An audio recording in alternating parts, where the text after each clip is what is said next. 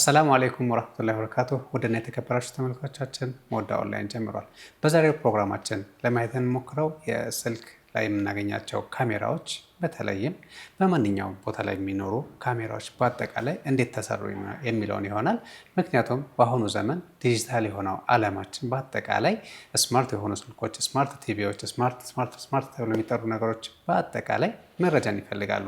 ከመረጃዎች ደግሞ የሰውን ልጅ አቴንሽን ወር ደግሞ ሀሳብ በደንብ የሚስበው ቪዲዮ እና ግራፊክስ የሆኑ ወር ደግሞ ፎቶዎች ናቸው። እነዚህ ቪዲዮ እና ፎቶ የተባሉ ነገሮች በአጠቃላይ ማንን ይፈልጋሉ? ካሜራ ይፈልጋሉ። በድሮ ዘመን ካሜራዎች ሲመሰረቱ ጀምሮ በተለያዩ ቦታዎች ላይ የምናገኛቸው ካሜራዎች በጣም ጥቂቶች ነበሩ። ቴክኖሎጂያቸውም ያን ያህል ያደገ አልነበረም። በአሁኑ ዘመን ግን እያንዳንዳችን ኬሳችን ውስጥ እነዚህ ካሜራዎች ይገኛሉ።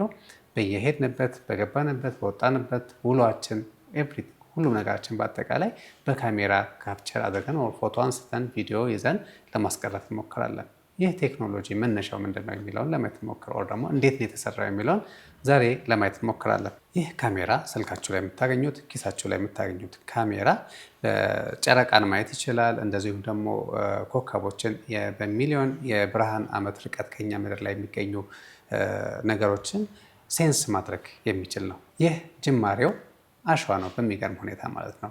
ቴክኖሎጂዎች ብዙዎቹ በአሁኑ ዘመን የምናገኛቸው ቴክኖሎጂዎች ስሪታቸው መነሻቸው አሸዋ ሆኖ እናገኛቸዋለን። ከዚህ በፊት ከቨር ለማድረግ ሞክረን ነበር። ይህንን ለምሳሌ ያህል ስልኮች ሲሰሩ ከአሸዋ እንደሚጀምሩ አይተናል።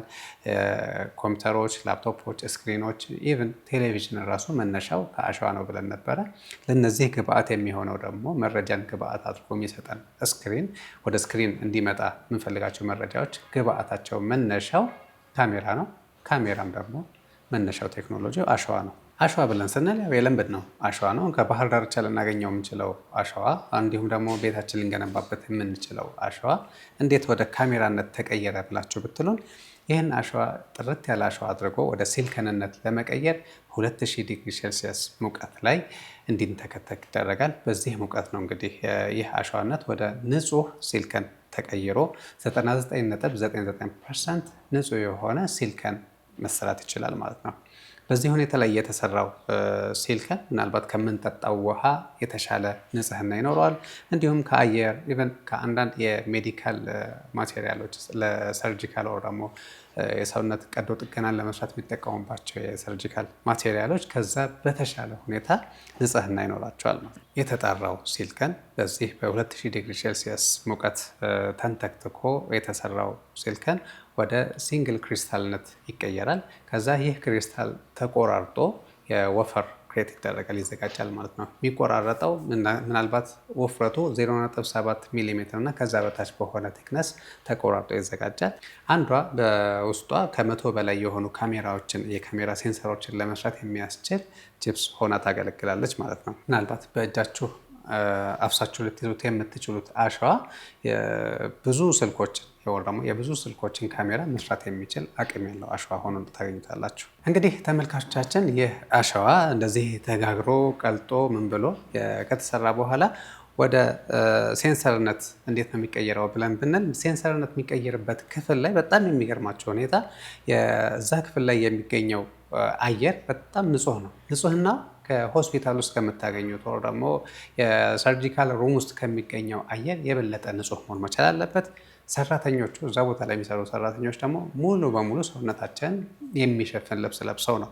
ምክንያቱም ትንሽዬ ቆሻሻ ብናኝ የሆነች ቆሻሻ የብዙ 100 ስልኮችን መስራት የሚችል ሴንሰር ዳሜጅ ማድረግ ይችላል ማለት ነው። በሌየር ደግሞ እነዚህ አሁን ሴንሰሮቹ የካሜራ ቴክኖሎጂ ሲሰራ ፎቶ ዳዮዶች ይኖሩታል። የመጀመሪያው ሌየር ላይ የምናገኘው ነው። ይህ ፎቶ ዳዮድ በዋናነት ስራው ምንድነው? ላይቶችን ወር ደግሞ የላይት ፓርቲክል ፎቶን ብለን የምንጠራውን ካፕቸር ማድረግ ነው፣ መውሰድ ነው።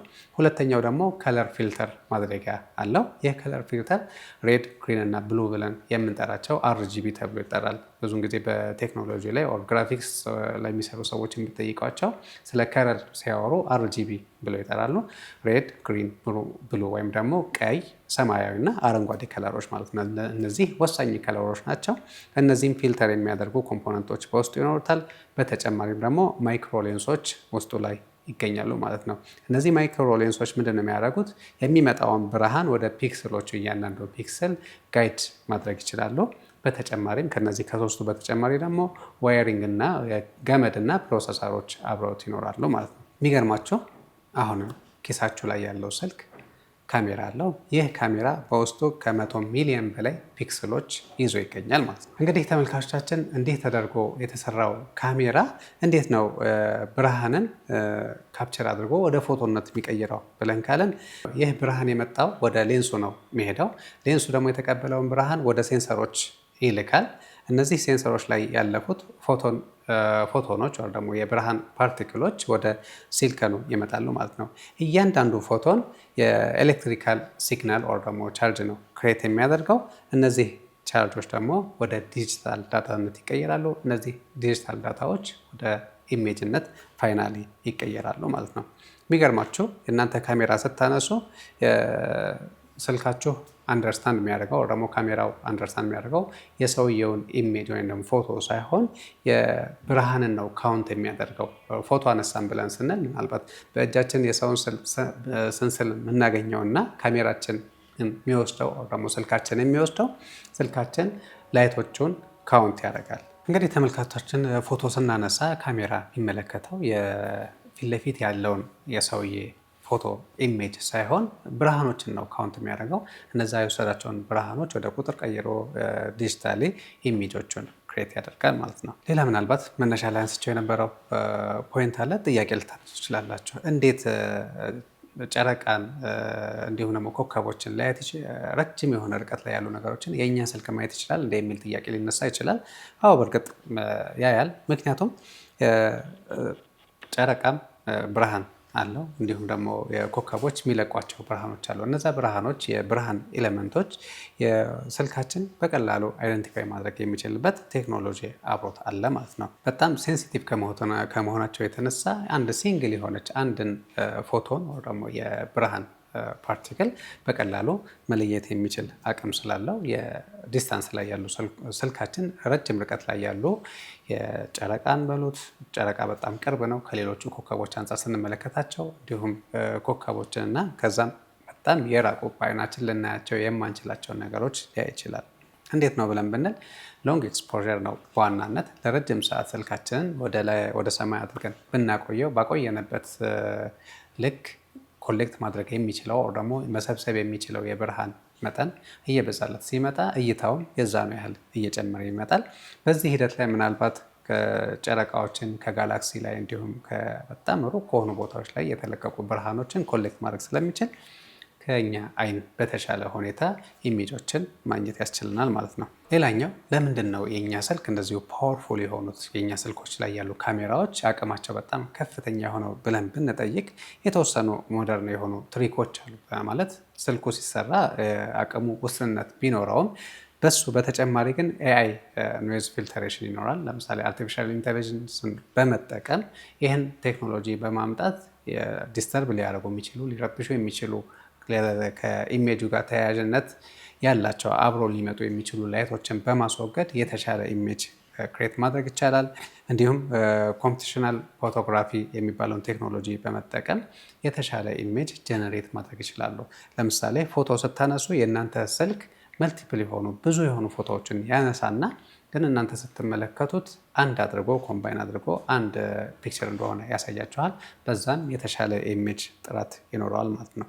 ያው በነገራችን ላይ ስልካችሁ እናንተን እየሸወደ ነው ማለት እንችላለን። ያው ግን በተሻለ እና በጥሩ ሁኔታ እያጭበረበራችሁ ቢሆንም ለተሻለ ነገር ነው የሚያጭበረበራችሁ። የካሜራችን እንዴት ነው በሩቅ ማየት የሚለውን ለማወቅ ከፈለጋችሁ ማታ ላይ ከቤታችሁ ውጡና ብርሃን አካባቢ ላይ በሌለበት ወደ ሰማይ ከፍ አድርጋችሁት አንድ ኖርማል ፒክቸር አንሶ፣ ሁለተኛው ደግሞ ረጅም ሰዓት ካሜራችሁን ይዛችሁ አቆዩና ረጅም ሰዓት አቆይታችሁ ሁለተኛ ፎቶ አንሶ በሁለቱ መሀል ያለውን ዲፈረንስ ብትመለከቱ ወይም ልዩነት ብታዩት ምን ያህል ለኤክስፖዠር የተሻለ ላይት ኮሌክት ማድረግ እንደሚችል ማየት ትችላላችሁ። እንግዲህ ተመልካቾቻችን ካሜራ ከአሸዋ ተነስቶ የሴንስ ዩኒቨርሳችንን በቀላሉ እናይበት የምንችልበትን ቴክኖሎጂ የተፈጠረበትን የካሜራውን ፕሮሰስ ካሜራችን አሸዋ ነበረ፣ ካሜራ ሆነ፣ ዩኒቨርስን የምናይበት እይታን በሰፊው አመጣልን ማለት ነው። ይህ እይታ ወደኛ ደግሞ ሲመጣ መልሰን ስንመለከተው በምንድን ነው የምናየው? በስልካችን፣ በቴሌቪዥናችን እንዲሁም በላፕቶፕ ስክሪናችን በአጠቃላይ ስክሪን በሚባሉ ነገሮች ይህም ስክሪን መነሻው አሸዋ ነው። ከአሸዋ አንስተን በአሸዋ ተመልሰን በአሸዋ ላይ ተመላልሰን ለአይናችን የምንሰጠው ነገር ደግሞ ራሱን የቻለ ራሱን የሆነ ጉዳትም ጥቅምም አለው። ጥቅሞቹ በዘርዘር አይጠበቅብኝም፣ ሁላችንም እናውቀዋለን። ብዙ አይነት መረጃዎችን በቀላሉ እናገኝበታለን።